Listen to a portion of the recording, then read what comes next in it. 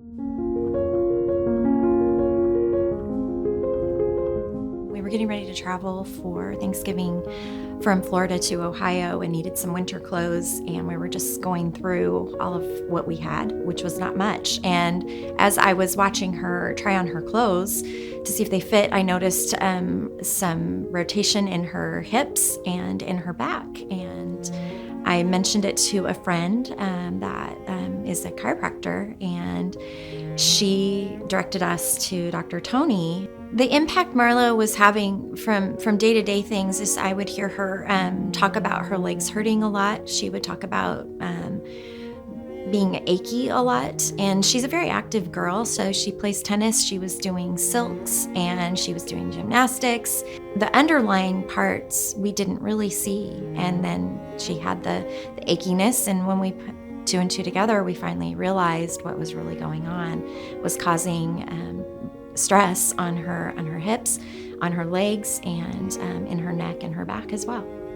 When it comes to the treatment or the management or even the diagnosis of scoliosis in adolescent patients is that they don't experience pain. Very often, the first thing that brings on a diagnosis, the first thing that brings on a concern is posture, is that you see someone with abnormal posture, abnormal physical findings, but you don't have any kind of pain associated. And if the pain is there, it's typically a very dull ache that may not be different than any other child kind of growing, a dull ache at the site of curve that resolves very, very quickly.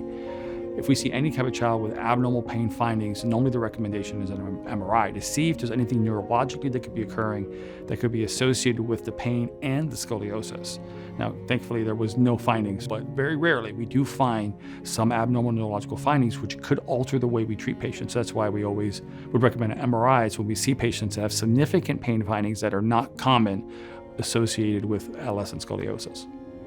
The initial diagnosis for Marlo was very promising because we caught it very early. So from the time that we were initially seen by Dr. Tony, and they saw the curve in her lower back, in her hips being rotated, in her upper back, and in her neck, we were able to get the MRI and quickly move into our treatment plan, which was shorter for her than most kids her age, just because we caught it so early, but they were very encouraged that we would be able to have a great impact just within the first phase of treatment. Treating a curve small has the potential of totally altering that progression and never getting it.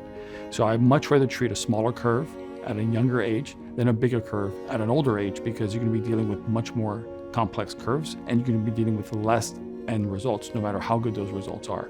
So therefore, I always say the right treatment at the right time is most critical for adolescent cases. 6 months difference can mean 30, 40 degrees difference in that curve, can mean a totally different outcome. So therefore, the right treatment at the right time is very critical. Thankfully, Marlo was referred in by a doctor that understood this and was referred in to get this right treatment done early so we can get the very significant results that we did. The treatment for Marlo has been very, it tires her out. And so as the week has gone by, as she's become a little bit more tired and a little more weary of the process, she was encouraged yesterday by the results of her x-rays and how much change has happened in this last week. It's a lot, but if you think about it, it's like you have to do this to keep your back straight. And you want to do that. It was crazy to see how my spine is now than before. She was about at 21% in her mid-back area and a lot of rotation in her hips. And Dr. Tony said she saw a 60% reduction in her actual curve in one week. Well, actually just 4 days. So the treatment in 4 days made a huge impact and encouraged Marlo to want to continue to do the exercises and wear the brace, and so made all of the extra effort and the long days worth it.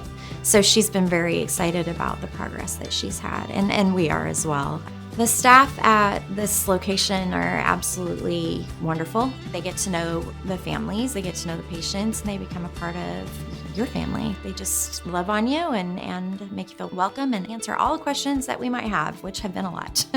You have a staff that has experienced curve reduction and seeing patients actually get better and reduce their curves out of surgical threshold. They can be encouraging to that patient. And that's really, I believe, the bottom line, is because when patients have hope, they are willing to go through the steps that need to go through to actually see the results come out. So having a knowledgeable staff that has seen that and knows that's possible and can encourage these kids to say, yes, I can do this, is a critical component to their success.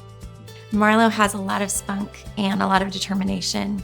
So when she learned that she'd have to be doing exercises and all of these things, she just was like, okay, I'll do it. She's always been a feisty fighter and she works through things. So I'm encouraged by how determined she is and the way that she looks at life and how she moves forward. So I'm excited for her future, and I think this is going to be absolutely wonderful. It's healing her back. So I'm super grateful.